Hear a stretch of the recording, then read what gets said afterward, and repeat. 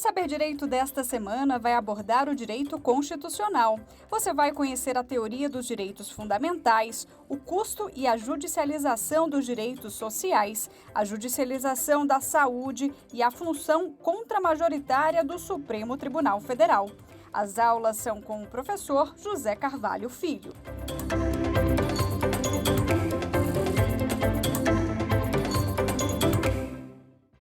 Olá, telespectadores do Saber Direito, bem-vindos ao nosso programa.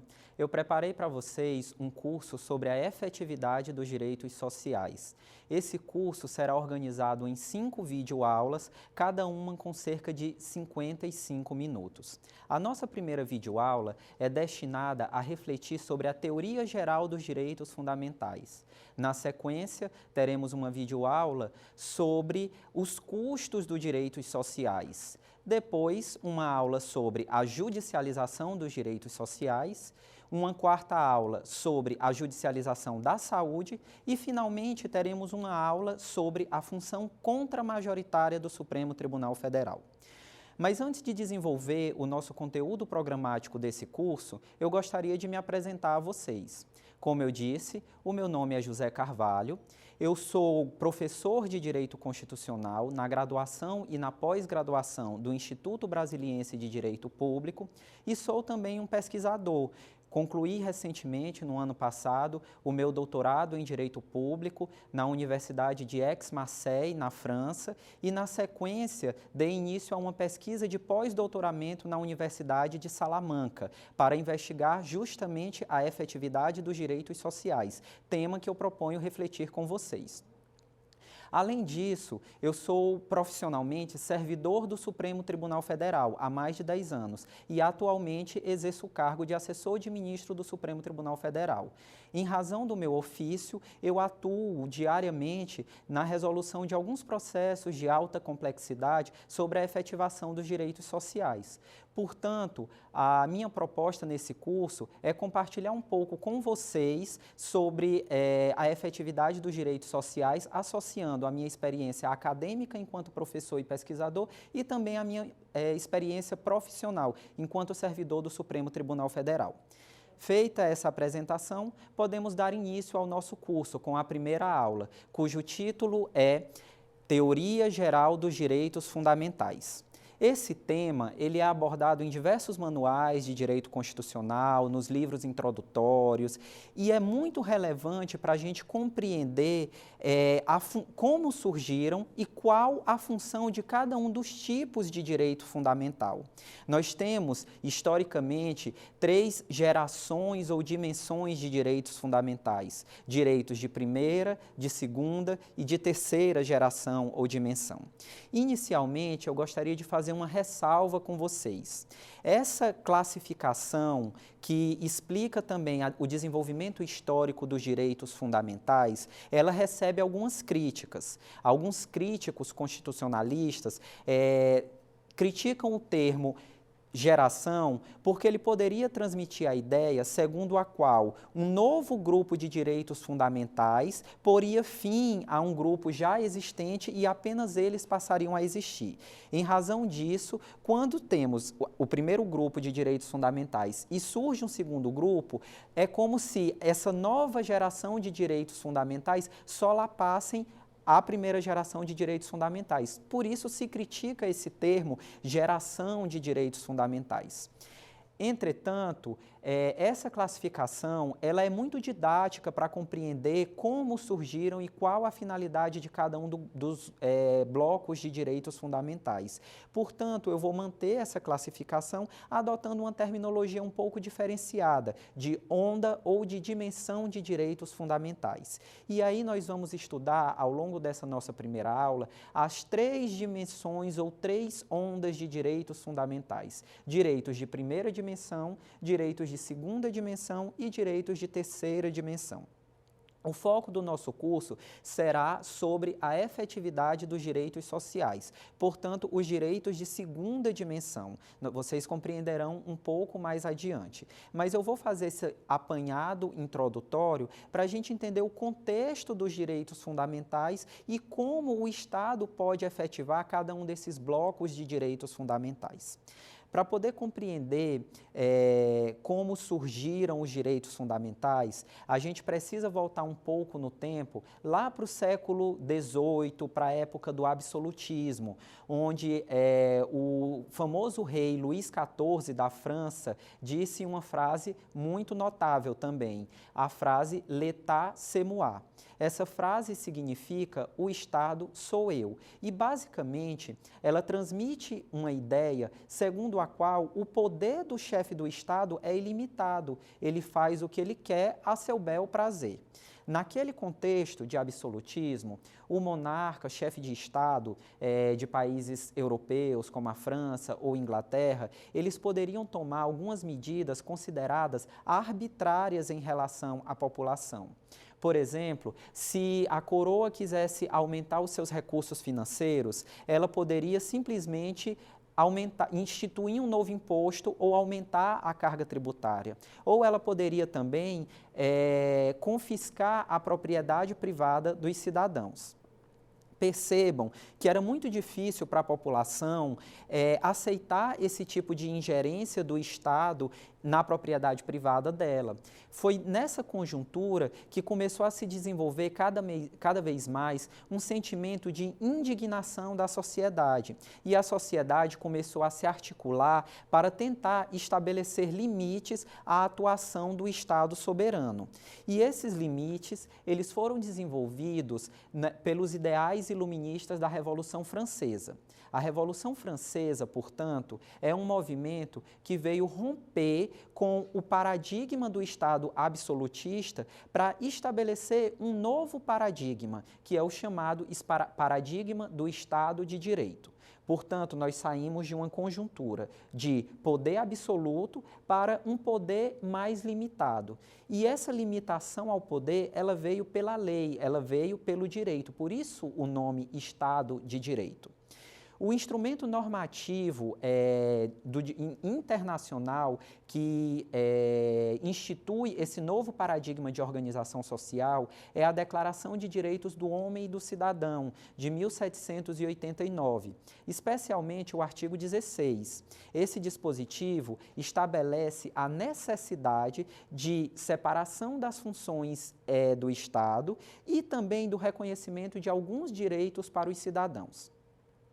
Portanto, o paradigma do Estado de Direito, ele tem essas características básicas, uma limitação do poder estatal, que até então era absolutista, por meio de uma separação das funções estatais e também pelo reconhecimento de direitos aos cidadãos. Aqui no Brasil, por exemplo, nós temos uma separação de funções estatais, das funções essenciais do Estado. Nós temos 3 funções: função judiciária, função executiva e função legislativa. Em âmbito federal, a função legislativa é exercida pelo Congresso Nacional, Câmara dos Deputados e Senado Federal, porque nós somos bicamerais aqui no Brasil. O Poder Executivo é exercido pelo Presidente da República e o Poder Judiciário é exercido pelo Supremo Tribunal Federal.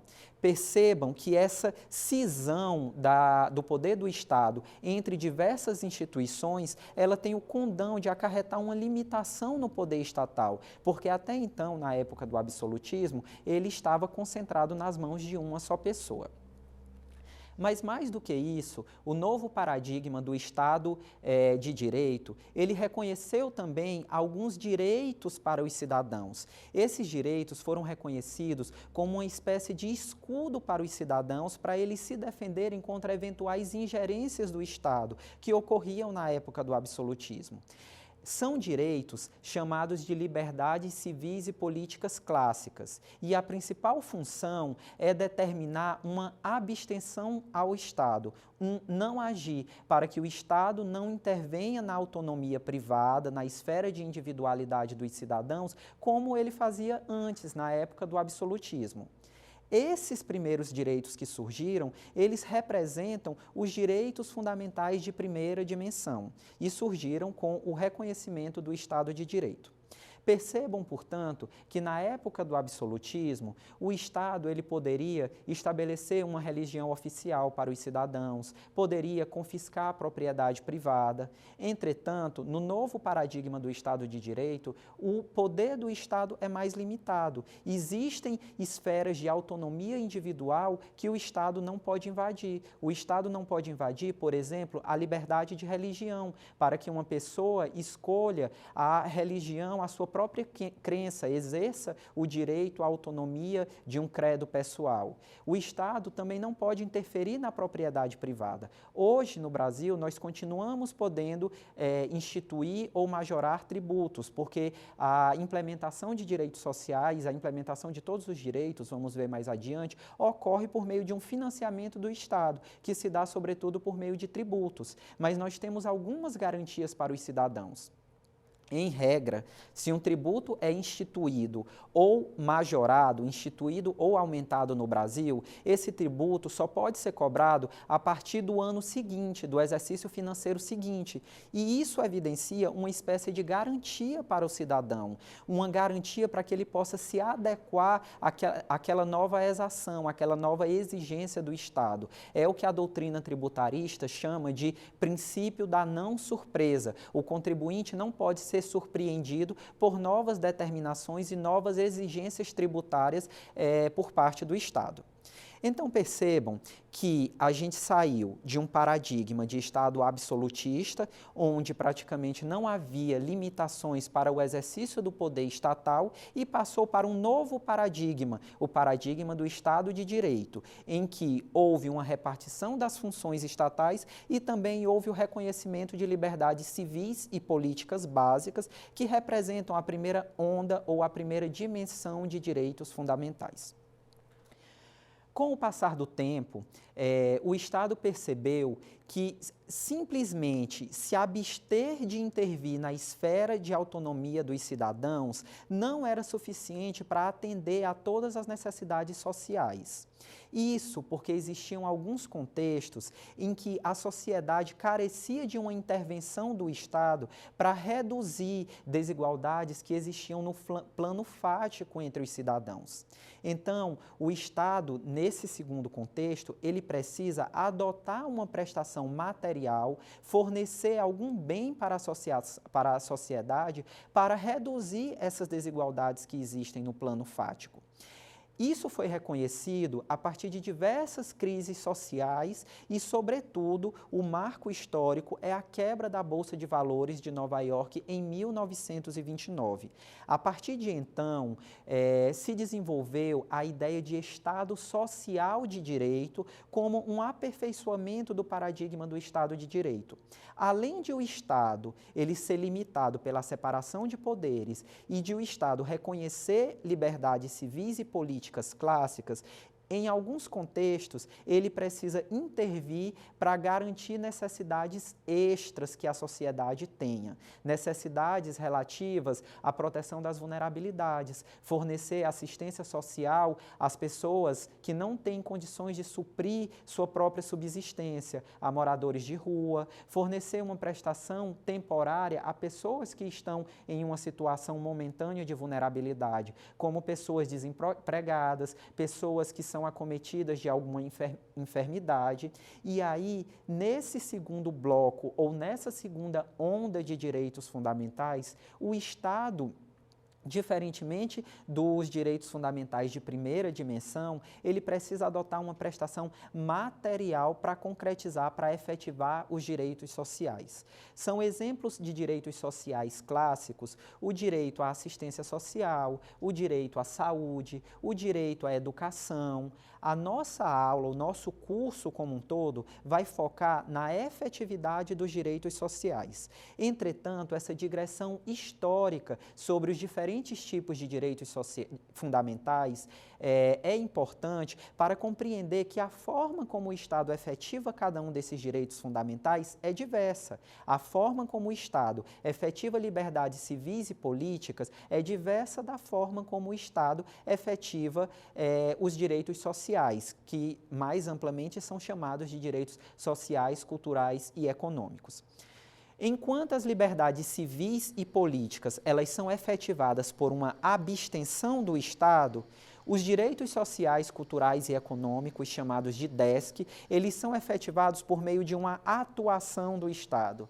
Essa atuação do Estado, ela envolve custos mais onerosos e, em razão desses custos mais onerosos, em um contexto de limitação orçamentária do poder público, nós temos uma complexidade das discussões jurídicas quanto à efetivação dos direitos sociais. E esse vai ser o núcleo do nosso curso, o núcleo de todas as aulas que nós vamos desenvolver aqui nesse programa Saber Direito. Percebam, então, que nós estamos seguindo um caminho. A gente saiu de um contexto de Estado absolutista, avançou para um novo paradigma de Estado de Direito e depois esse Estado de Direito ele foi aperfeiçoado pela necessidade de um Estado de bem-estar social. E é o que alguns doutrinadores chamam de Estado social de direito.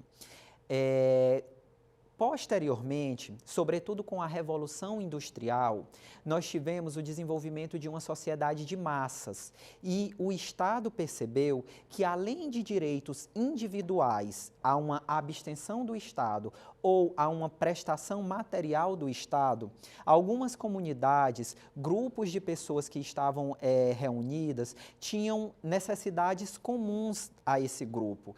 E aí o Estado começou a perceber também a necessidade de efetivação e de tutela de interesses transindividuais. E nessa conjuntura surgem os direitos de terceira dimensão. Esses direitos transindividuais, eles são classificados em 3 tipos: direitos individuais homogêneos, direitos coletivos em sentido estrito e direitos difusos. A característica básica desses 3 grupos de direitos é que eles dizem respeito a mais de um cidadão individualmente considerado. Ele diz respeito a uma coletividade. E o grande exemplo de direito de terceira dimensão apresentado pela doutrina é o direito ao meio ambiente ecologicamente equilibrado.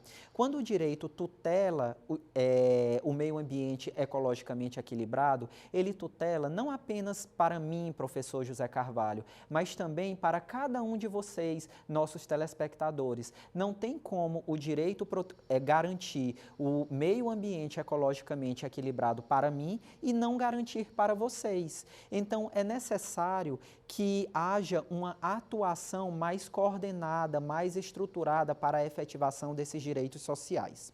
Alguns doutrinadores dizem que, com o reconhecimento de direitos transindividuais e também com o fortalecimento da teoria dos direitos fundamentais, nós vivemos atualmente um novo paradigma, que é chamado de paradigma do Estado constitucional de direito. Esse paradigma do Estado constitucional de direito, ele é caracterizado por um reforço na teoria dos direitos fundamentais. Até então, os direitos fundamentais, eles eram vistos como direitos subjetivos dos cidadãos em face do Estado, seja para impedir que o Estado interviesse na propriedade privada, seja para exigir uma prestação material do Estado, no que diz respeito aos direitos sociais, culturais e econômicos. Com o reconhecimento do novo paradigma do Estado constitucional de direito, além de serem direitos subjetivos dos cidadãos, os direitos fundamentais eles passam a ser também vetores de atuação do Estado. Toda a atividade do Estado deve ser direcionada para a efetivação de direitos fundamentais, para respeitar as liberdades civis e políticas, para maximizar a efetivação dos direitos sociais, culturais e econômicos e para proteger também os direitos transindividuais.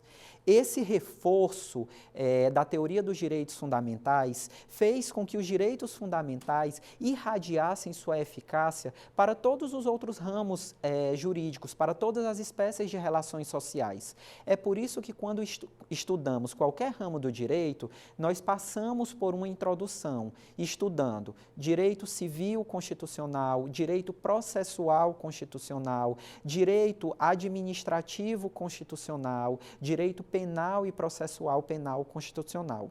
Essa irradiação foi tanto para as relações sociais envolvendo cidadão com o Estado, mas também para as relações envolvendo dois cidadãos em uma posição hierárquica igual, em uma relação horizontal. A relação entre o cidadão e o Estado é chamada de relação vertical, porque o Estado está em uma posição de maior prerrogativa, de mais força, enquanto a relação entre particulares é uma relação horizontal. Os cidadãos estão em uma hierarquia paralela, mas ainda assim os direitos fundamentais irradiaram os seus efeitos para essas relações. É por isso que, atualmente, a gente não admite, no âmbito das relações laborais, discriminação de gênero, porque isso é vedado pela proteção de um direito fundamental à igualdade. A gente não admite o cometimento de crimes como racismo por um particular, porque mesmo nas relações privadas, as pessoas têm que respeitar os direitos fundamentais. E essa é a conjuntura que a gente vive atualmente, a conjuntura de Estado constitucional de direito. Novamente, recapitulo o caminho que estamos seguindo. Nós saímos de um contexto de absolutismo, avançamos para um novo paradigma. Esse novo paradigma é caracterizado pela limitação do poder absolutista, seja pela separação das funções estatais, seja pelo reconhecimento de direitos fundamentais, os mais básicos ainda, liberdades civis e políticas. Com o decurso do tempo, houve uma necessidade de aperfeiçoamento desse Estado de Direito. E o Estado clássico de Direito passou a ser um Estado social de direito, um Estado de bem-estar social. E, mais recentemente, um novo aperfeiçoamento desse modelo de Estado social de direito, ganha o nome por alguns doutrinadores de Estado constitucional de direito, em que os direitos fundamentais, eles são reconhecidos não apenas como direitos subjetivos dos cidadãos em face do Estado, mas eles são também vetores diretivos para toda a atuação do estatal, de modo que a atuação dos poderes públicos, poder executivo, poder legislativo e poder judiciário, ela deve ser direcionada à efetivação dos direitos fundamentais. Os poderes executivo e legislativo executam esses direitos fundamentais por meio da edição de normas regulamentadoras dos direitos fundamentais e também por meio de políticas públicas. Mas a busca pela efetivação dos direitos fundamentais é tão grande que, se houver uma deficiência na implementação desses direitos fundamentais pelas instituições políticas clássicas, poder executivo ou poder legislativo, ainda é cabível ao cidadão recorrer ao poder judiciário, e o judiciário vai fazer uma tutela jurisdicional do direito fundamental. Agora, nós já temos mais condições de avançar no nosso conteúdo. Essa classificação, essa taxonomia dos diferentes grupos de direitos sociais ajudam a gente a compreender que a forma de efetivação de cada um desses grupos de direitos sociais é diferente e a forma de controle exercida pelo Poder Judiciário também é diferente. Uma outra crítica que é feita a essa taxonomia, e é importante a gente registrar nesse momento, é no sentido de que a taxonomia ela é redutora e coloca os direitos fundamentais em um grupo específico como se ele tivesse apenas aquelas características. Por isso eu faço a ressalva para dizer que a taxonomia didática que eu estou apresentando para vocês, ela leva em consideração a predominância das características de cada um desses direitos.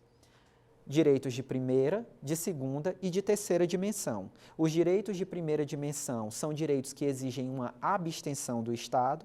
Os direitos de segunda dimensão são direitos que exigem uma prestação material do Estado. E os direitos de terceira dimensão são direitos transindividuais. Essa é a característica predominante de cada um desses blocos de direitos fundamentais. Mas isso não significa dizer que sempre será assim. Por exemplo, a liberdade de locomoção é um direito de primeira dimensão, é um direito relacionado às liberdades civis e políticas. Entretanto, para a sua efetivação, o Estado ele pode tanto não intervir na esfera de autonomia do cidadão, ou seja, não privando a pessoa de sua liberdade de locomoção, mas, além disso, ele também precisa adotar políticas públicas de segurança para permitir que a pessoa exerça a sua liberdade de locomoção. E quando são adotadas políticas públicas para promover a segurança social, nós não estamos mais diante de uma mera abstenção do Estado. Nós estamos diante de um direito que predominantemente exige uma abstenção do Estado, mas que também precisa ser reforçado por uma prestação material. Isso ocorre também no direito à vida. O direito à vida veda que o Estado interfira na vida das pessoas. É por isso que no Brasil, em regra, nós não temos uma pena de morte. Uma pessoa não pode ser condenada à pena de morte em um processo penal. E isso, o Estado não intervém para decretar a pena de morte daquela pessoa. Uma abstenção, portanto. Mas é possível que o Estado promova a efetivação do direito à vida, fornecendo, por exemplo, direito à saúde para o cidadão. Quando ele está em uma situação de vulnerabilidade sanitária, o Estado fornece algum medicamento, fornece um leito de UTI e isso vai também proteger o seu direito à vida. Então, perceba que nós temos uma taxonomia que apresenta características básicas de cada um dos blocos de direitos fundamentais, mas esses direitos fundamentais, eles são complexos, então eles assumem características diversas, dependendo do contexto. Então é importante ter atenção a essa ressalva que é apresentada pela doutrina. Vou dar um exemplo para facilitar a compreensão de vocês. O Supremo Tribunal Federal tem uma súmula vinculante número 11, que proíbe a utilização de algemas durante uma detenção, salvo situações excepcionais. Por essa súmula vinculante, as algemas só podem ser utilizadas pela autoridade que está detendo uma pessoa se a pessoa detida representar um risco à integridade física dela própria ou de terceiro, se houver um risco de fuga dessa pessoa ou se ela estiver opondo resistência a essa detenção. Se não for nenhuma dessas três exceções previstas na súmula vinculante 11 do Supremo Tribunal Federal, a utilização de algemas é indevida. Portanto, percebam que nós temos um comando para a efetivação da liberdade da pessoa. Esse comando, ele determina que ela não pode ser constrangida a ser submetida à utilização de algemas, salvo uma situação excepcional. Portanto, o comando para o Estado é: não use algemas para deter esta pessoa.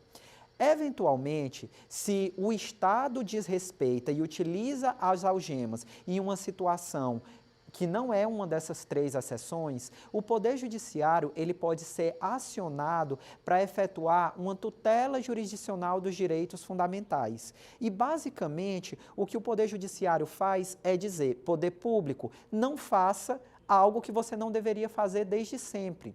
Nesse caso específico, como o poder público não tem como determinar o não uso das algemas, porque esse já é um ato consumado, a consequência pelo descumprimento desse direito fundamental vai ser o relaxamento da prisão. Então, pode ser concedida uma ordem de habeas corpus para determinar a soltura daquela pessoa que foi presa com a utilização indevida de algemas.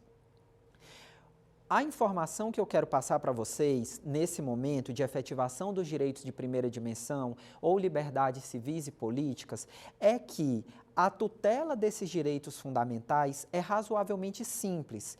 Em regra, é dado um comando de abstenção para o Estado. O Estado não deve fazer alguma coisa, não deve intervir na propriedade privada, não deve impor uma religião oficial para os cidadãos, não deve prender um cidadão de maneira abusiva. Se o poder público faz isso, ainda é possível que o judiciário intervenha para fazer uma tutela jurisdicional desse direito fundamental. E aí o que o poder judiciário faz na efetivação dos direitos de primeira dimensão ou nas liberdades civis e políticas é determinar que o poder público se abstenha daquele comportamento que ele não deveria ter adotado. Então, é razoavelmente simples a efetivação dos direitos de primeira dimensão. Quando nós avançamos para os direitos sociais, culturais e econômicos, ou os direitos de segunda dimensão, a gente percebe que são direitos prestacionais do Estado. O Estado não tem que fazer só uma abstenção, ele tem que adotar uma prestação material para fornecer um bem para o cidadão. E essa prestação material, ela se dá por meio da adoção de políticas públicas, no plano abstrato pelo Poder Legislativo e no plano concreto pelo Poder Executivo. É por meio das políticas públicas que o poder público efetiva os direitos sociais, efetiva o direito à saúde, efetiva o direito à educação, efetiva o direito à saúde fornecendo um medicamento, fornecendo um leito de UTI, efetiva o direito à educação, fornecendo educação básica, fornecendo universidades para a população. Então, quando o Estado adota essas prestações materiais, adota uma ação, um comportamento positivo, ele efetiva esses direitos sociais. Ocorre que a efetivação dos direitos sociais, ela se dá em um contexto de um verdadeiro dilema, em que as necessidades sociais, elas são tendentes ao infinito, nós, enquanto sociedade, precisamos de muita coisa, e a capacidade do Estado de atendimento às demandas sociais é limitada, porque a efetivação desses direitos sociais exigem custos e o Estado tem um orçamento limitado, ele só pode gastar aquilo que ele arrecadou. Então perceba que nós estamos diante de um hiato entre necessidade social e possibilidade de atuação do Estado. E aí a efetivação dos direitos sociais, ela é implementada no contexto desse ato. As autoridades públicas, elas são responsáveis por decidir, diante desse contexto de limitação orçamentária, quais são as melhores políticas públicas a serem elaboradas pelo Estado. Qual o melhor meio de efetivar o direito à saúde? Qual o melhor meio de efetivar o direito à educação? Uma observação que eu queria enfatizar para vocês é que em nenhum lugar do mundo os direitos sociais eles são implementados de maneira plena. Diferentemente dos direitos de primeira dimensão ou das liberdades civis e políticas que têm uma densidade maior, os direitos de segunda dimensão, direitos sociais, culturais e econômicos, eles são implementados na medida do possível. Para alguns estados, é possível fazer mais do que outros. E as autoridades públicas, Poder Legislativo na edição de leis e Poder Executivo na efetivação de políticas públicas, na condução das políticas públicas no plano concreto, decide como efetivar esses direitos sociais. Não obstante, o cidadão ele pode entender que o seu direito social não está sendo efetivado de uma forma razoável, de uma forma satisfatória. E aí ele quer um controle judicial da efetivação daquele direito social. Nesse segundo bloco de direitos, dos direitos sociais, também é possível que haja uma tutela jurisdicional da efetivação dos direitos sociais. Entretanto, essa tutela jurisdicional da efetivação dos direitos sociais, ela se dá em um contexto muito mais complexo, porque não basta ao judiciário verificar se o Estado adotou um comportamento que ele não deveria ter adotado. Aqui, a situação é muito mais difícil, porque o judiciário ele tem que analisar a decisão política que foi tomada pelas instituições políticas clássicas, pelo Poder Legislativo e pelo Poder Executivo. Nós estamos diante de um contexto de impossibilidade de efetivação plena do direito fundamental. Então, as autoridades políticas clássicas decidem qual a melhor forma de efetivar aquele direito social. Quando o Poder Judiciário intervém, ele intervém para dizer poder executivo ou poder legislativo, essa forma que você decidiu não é a melhor. Existe uma outra forma que é a melhor. E aí a interação entre os poderes ela é muito mais delicada, porque o Poder Judiciário ele pode acabar refazendo o juízo de valor das instituições políticas clássicas quando da definição das políticas públicas. Hipoteticamente, imaginem que, diante da limitação orçamentária do Estado, os poderes executivo, legislativo, decidam tratar uma determinada doença por meio de um medicamento X. Ocorre que um cidadão, fulano, não pode receber esse medicamento X, porque esse medicamento X causa uma reação alérgica no seu corpo e ele precisa tratar a sua doença com um alternativo terapêutico, o medicamento Y. Só que esse medicamento Y, ele custa muito mais caro e não existe a possibilidade de universalização, de o Estado fornecer esse medicamento Y para toda a população. Então, diante do contexto de limitação orçamentária, o que o Estado decidiu foi: o que eu posso fornecer enquanto política pública e o que eu posso universalizar para todos os cidadãos é o fornecimento do medicamento X. O fornecimento do medicamento Y vai além das minhas possibilidades financeiras. Reflitam comigo. Você é um cidadão que está acometido de uma doença, tem alergia ao medicamento que é dispensado pelo Estado, o medicamento X, e precisa do medicamento Y que você não pode comprar pela sua limitação do seu salário, é um medicamento muito caro. A nossa Constituição garante o direito à saúde. Você recorreria ao Poder Judiciário para pedir que o Poder Judiciário efetive e faça uma tutela jurisdicional do seu direito fundamental? Provavelmente sim. E é isso que muitos cidadãos têm feito. Eles têm recorrido ao Poder Judiciário para fazer uma reavaliação do juízo de valor quanto à efetivação dos direitos sociais pelas instituições políticas clássicas. E muitas vezes o Poder Judiciário ele tem condenado no fornecimento desse medicamento Y para o fulano que recorreu ao Poder Judiciário. Mas como a política pública estabelecida de maneira universal não prevê o fornecimento desse medicamento, apenas fulano vai receber e não outras pessoas que talvez estejam na mesma situação. Alguns críticos dizem que a intervenção do Poder Judiciário quanto à efetivação dos direitos sociais, ela tem que ocorrer de forma muito cautelosa, porque senão, a pretexto de tentar efetivar esses direitos sociais, o Poder Judiciário, ele pode acentuar desigualdades, fornecer de maneira mais eficiente, de maneira mais óptima, o direito social para uma pessoa que recorreu ao Poder Judiciário, enquanto as outras pessoas que não recorreram ao Poder Judiciário e aceitaram a política pública estabelecida não vão ter o mesmo tratamento. O fato que a gente precisa ter atenção no contexto atual é que a efetivação de direitos sociais ela é muito mais complexa do que a efetivação de liberdades civis e políticas clássicas. Enquanto em relação aos direitos de primeira dimensão, a determinação para a efetivação dos direitos fundamentais é uma abstenção e o Estado implementa esses direitos deixando de adotar um comportamento, nos direitos de segunda dimensão, o Estado precisa adotar uma prestação material, alguma ação para efetivar o direito social.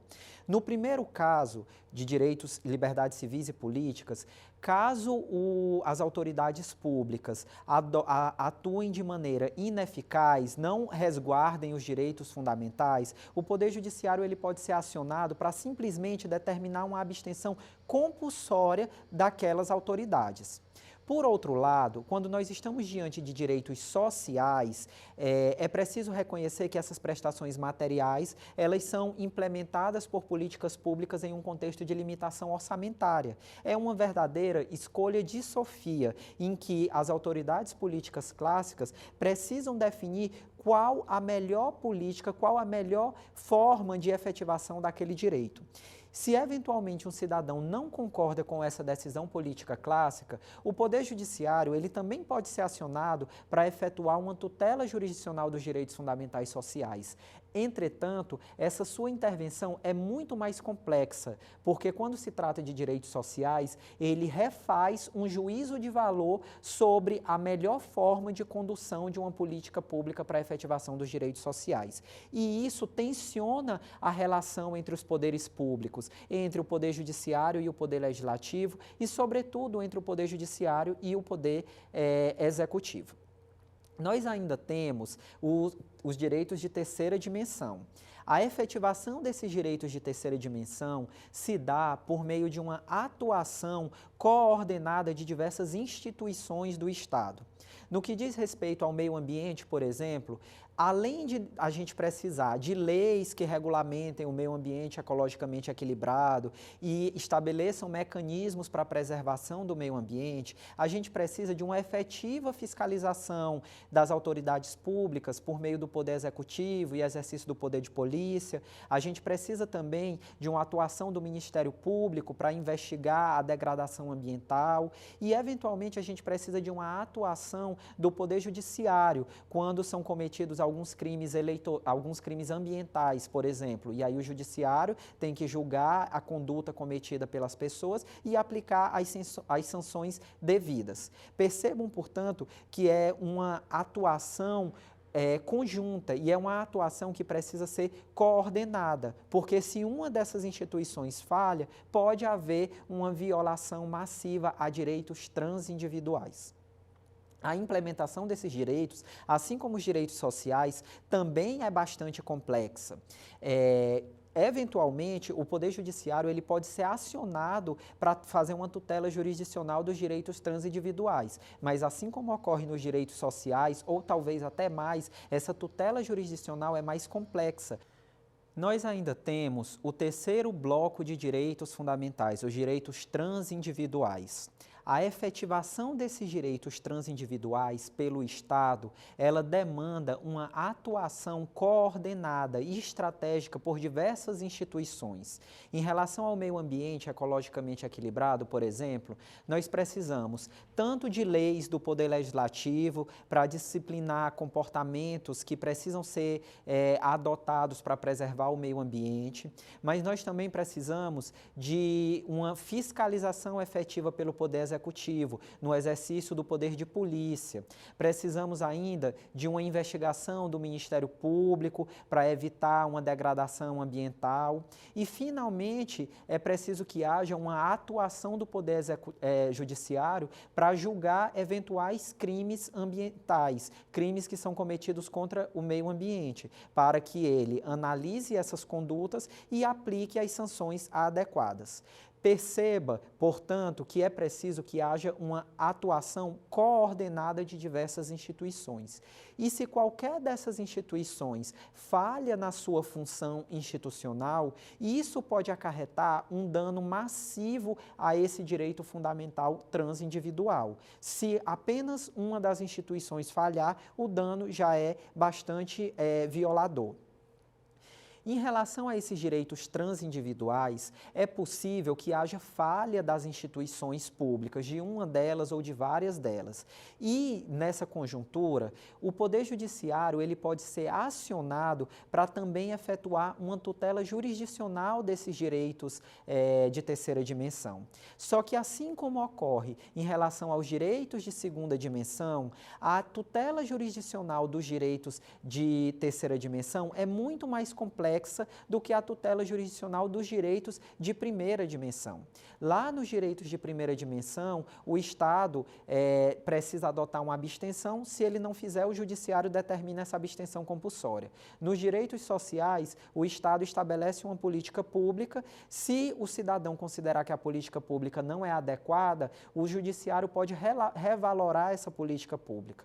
Aqui, nos direitos de terceira dimensão, o Judiciário ele é convocado para fazer uma espécie de chamamento do feito à ordem, para dialogar com as diversas instituições, para tentar coordenar essa atuação conjunta das diversas instituições. O exemplo que nós temos na jurisprudência do Supremo Tribunal Federal é o do sistema carcerário brasileiro. O STF, ao julgar a situação, o contexto do encarceramento no Brasil, reconheceu que nós estamos diante de um estado de coisas inconstitucional. E para superar esse estado de coisas inconstitucional, que acarreta uma massiva violação a direitos humanos de pessoas que estão em cumprimento de pena, é necessário que haja uma atuação coordenada de diversas instituições públicas e até da sociedade civil também. E aí o Judiciário estabeleceu, por meio dessa decisão do Supremo Tribunal Federal, alguns direcionamentos que devem ser adotados em âmbito legislativo, em âmbito executivo e por ele próprio Judiciário. Para enfrentar esse problema quanto à efetivação de direitos transindividuais, a doutrina constitucional tem desenvolvido, mais recentemente, a teoria das ações ou dos processos estruturais. Esses processos estruturais são justamente a apresentação de um contexto que precisa de uma atuação coordenada das autoridades públicas para a efetivação de um direito transindividual e o Judiciário, ele coordena essa atividade.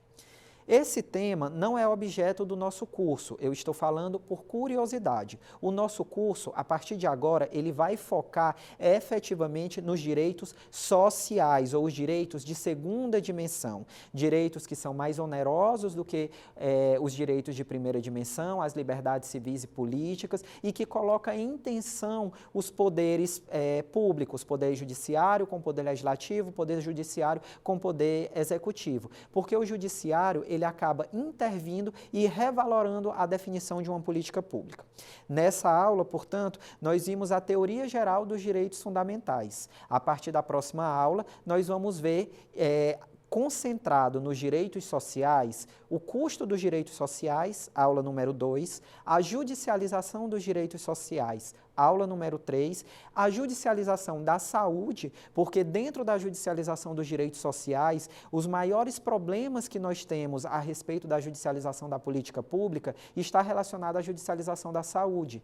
O Brasil vive atualmente um contexto de crise sanitária que é mundial, o contexto de crise da Covid. Isso também é judicializado e boa parte das medidas de enfrentamento para essa crise sanitária estão sendo definidas pelo Poder Judiciário, por decisões do Supremo Tribunal Federal. Então, nós vamos ter duas aulas sobre judicialização. Uma primeira para ver aspectos mais teóricos sobre a judicialização e o conflito entre a separação de poderes e depois uma aula para ver aspectos mais práticos, os principais julgamentos do Supremo Tribunal Federal no que diz respeito à judicialização de um direito social específico, que é a judicialização da saúde. Finalmente, nós avançaremos para a nossa quinta aula, que diz respeito à função contramajoritária do Supremo Tribunal Federal, do Poder Judiciário. A função contramajoritária para resguardar e proteger, sobretudo, direitos de minoria, para que essas minorias não sejam massacradas por decisões majoritárias. Tudo isso vamos ver mais adiante. Mas agora vamos recapitular o que a gente estudou até aqui, vamos ver se vocês acertam os quiz. Vou fazer algumas perguntas para vocês. A primeira delas. Os direitos sociais, culturais e econômicos são direitos de, opção A, primeira dimensão, segunda dimensão, terceira dimensão ou quarta dimensão. E aí? Direitos sociais, culturais e econômicos. Eles são direitos, pessoal, de segunda dimensão. São os direitos que vão ser enfatizados aqui no nosso curso. Direitos que exigem uma prestação material para serem efetivados, que exigem a entrega de um bem pelo Estado à sociedade. Então, a alternativa correta é a segunda alternativa, letra B. Os direitos sociais, culturais e econômicos são direitos de segunda dimensão. Os direitos de primeira dimensão são as liberdades civis e políticas clássicas. clássicas, liberdade de locomoção, liberdade de religião, direito de propriedade, etc. E os direitos de terceira dimensão são os direitos transindividuais, os direitos que atingem a mais de uma pessoa particularizada, atinge a um grupo de pessoas ou atinge a sociedade como um todo. Esses direitos transindividuais são de terceira dimensão. Então, nós temos os direitos sociais, culturais e econômicos como direitos de segunda dimensão. Vamos agora avaliar o conhecimento de vocês por meio de mais uma pergunta, segundo quiz da nossa primeira aula. Comparativamente com as liberdades civis e políticas clássicas, os direitos sociais são mais fáceis de serem implementados, opção A. Opção B, mais onerosos. Opção C, efetivamente mais densos. Opção D, mais importantes. E aí, pessoal? Para responder essa pergunta, é melhor analisar cada uma das alternativas, porque essa é uma pergunta um pouco mais complexa. Vamos começar. Os direitos sociais, culturais e econômicos, eles são mais fáceis de serem implementados do que as liberdades civis e políticas clássicas? Pelas reflexões que a gente conduziu aqui ao longo da aula, a gente viu que não, é o contrário. Eles são direitos de implementação mais difícil. E essa implementação mais difícil, ela decorre pelo fato de o Estado ele ter que adotar uma prestação material para efetivar esses direitos sociais. Ter que fazer alguma coisa, entregar algum bem à sociedade. E esse bem, ele é entregue em um contexto em que a sociedade precisa de muita coisa e as possibilidades financeiras do Estado são limitadas. A alternativa B, ela fala que eles são direitos mais onerosos, e essa é a resposta correta para o nosso quiz.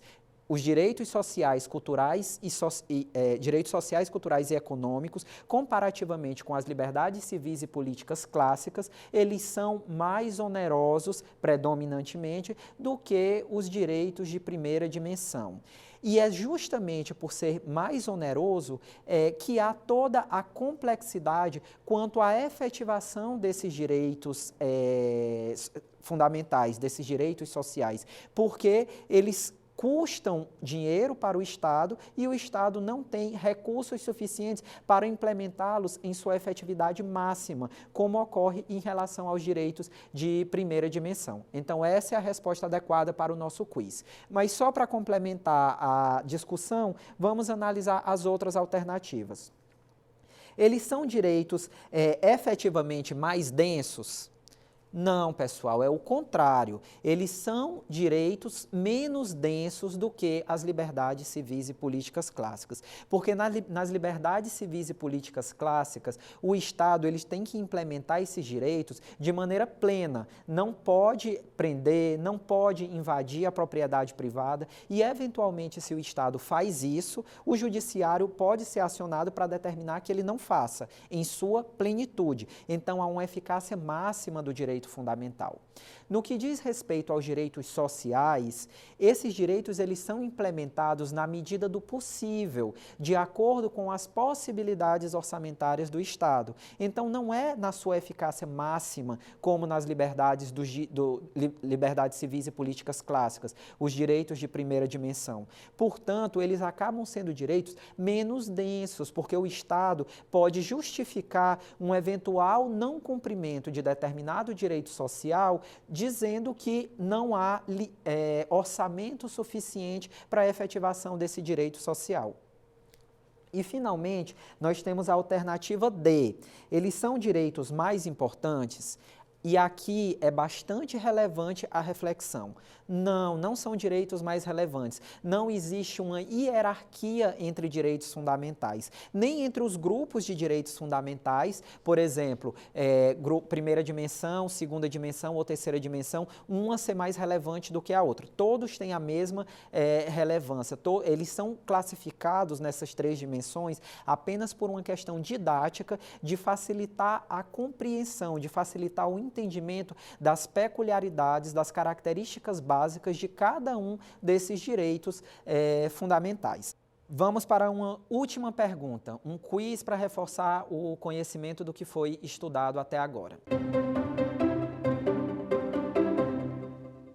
São exemplos de direitos sociais. Opção A, saúde e educação. Opção B, liberdade de locomoção e propriedade. Opção C, saúde e propriedade. Opção D, educação e propriedade. E aí, pessoal, o que é que vocês respondem?